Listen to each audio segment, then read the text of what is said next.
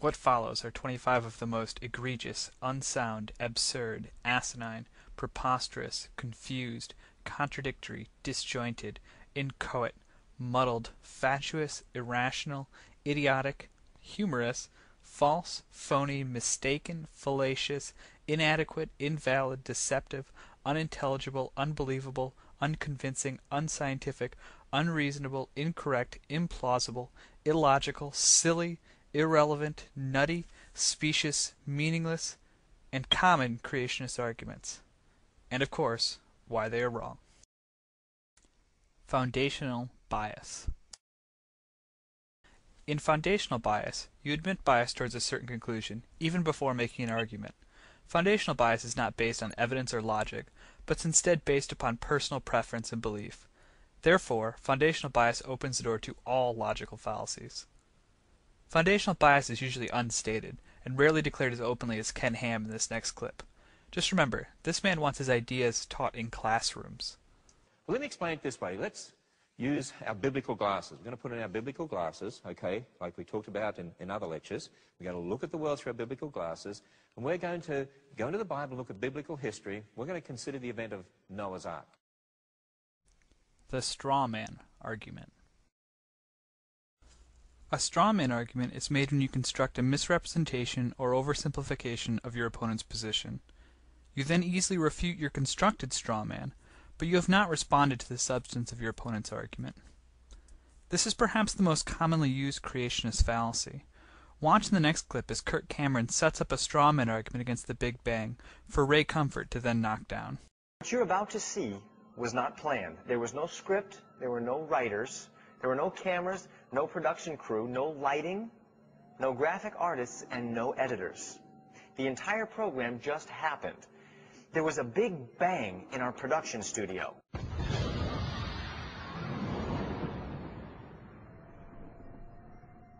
And here we are.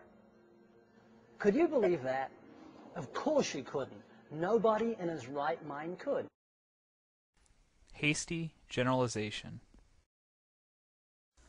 A hasty generalization attempts to reach beyond its grasp and draw major conclusions from a minor subset of data. Great claims necessitate great evidence. Creationist claims often make hasty generalizations, sometimes from a single case. In this next hasty generalization, a conclusion about the entire scientific community is drawn from a minority viewpoint. Google Project Steve for the tongue-in-cheek scientific response to this nonsense. And in the scientific community, growing numbers of scholars are expressing doubts about Darwin's theory and calling for an open hearing for their views. More than 100 scientists, including scholars from Yale, Princeton, MIT, and the Smithsonian, signed on to a statement declaring that they were skeptical of claims for the ability of random mutation and natural selection to account for the complexity of life. Careful examination of the evidence for Darwinian theory should be encouraged. The declaration ran as an ad in the prestigious New York Review of Books. Argument from authority. An argument from authority involves setting up an expert on a subject. The fallacy is not made in merely having an expert, but instead in using their authority to exempt their statements from criticism and to validate their claims. Creationists will trot out any number of PhDs for this reason, but the most egregious and humorous is Kent Hovind's authority. Dr. Hovind has his doctorate in education. He's great at explaining scientific principles. He taught science for 15 years and is an expert on this subject. Ad hominem argument. An ad hominem argument consists of issuing an attack against the person making an argument instead of addressing the substance of the argument itself. It is the opposite of an argument from authority. Poor Chuck Darwin is often the target of the ad hominem argument, as seen in the next clip with Ken Ham. Please note that Darwin meant races to mean the equivalent of species. Well, Charles Darwin wrote a book, and the title of the book was this: "In the Origin of Species by Means of Natural Selection, or the Preservation of Favored Races in the Struggle for Life." You see, Charles Darwin was a racist. I mean, because his evolutionary philosophy was inherently a racist philosophy. Appeal to the majority. An appeal to the majority, also known as an ad populum argument, is made when an argument is asserted to be true because the majority of people believe it to be true. This is similar to an argument from authority. The fallacy is in assuming people's belief in a proposition somehow validates it. In a democracy, the majority elects their government. Yet it is important to realize the majority can never elect the truth. Truth exists independently of whether you believe in it or not. Most Americans think the Earth is less than 10,000 years old and God made it. Quote mining. Quote mining is the aberrant practice of searching through large volumes of literature or spoken word to mine out any quotes from opponents that may seemingly support your position. In most cases, the quote is clearly taken out of context in a deliberately planned campaign of disinformation. The most common example is Darwin's quote about the eye, but Stephen Jay Gould has begun to get his share. In the following clip, Gould is referring only to his theory of punctuated equilibrium. We sorely miss you, Dr. Gould. You can no longer eloquently defend your own words. The extreme rarity of transitional forms in the fossil records persists as the trade secret of paleontology. Man on the Street Interview.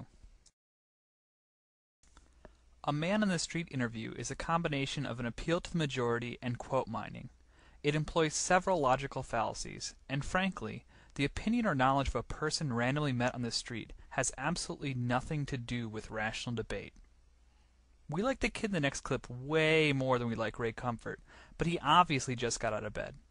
I can't think of any transitional forms before breakfast either. Can you give me any example of a transitional form, going from one kind of an animal to another kind?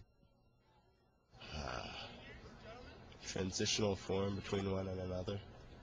Well, the thing is, it already is an animal, whatever it is. You mean like saying one that's halfway between this and this animal? Can't think of anything right off the moment. Non sequitur. Meaning literally does not follow. A non sequitur is formally defined as any conclusion that does not follow from the premise or premises. We use non sequitur to specifically refer to arguments that do not follow from any logical train of thought. Often, no real connection exists from these non sequiturs to any version of reality. So who better than Kirk Cameron on the Bill O'Reilly Show to exhibit the paramount of logical disconnect? And now for something completely different. Plus, Darwin said in order to prove evolution, which is the #1 alternative to God, you've got to be able to prove transitional forms, one animal transitioning into another. And all through the fossil record and life, we don't find one of these. A crocoduck. There's just nothing like it.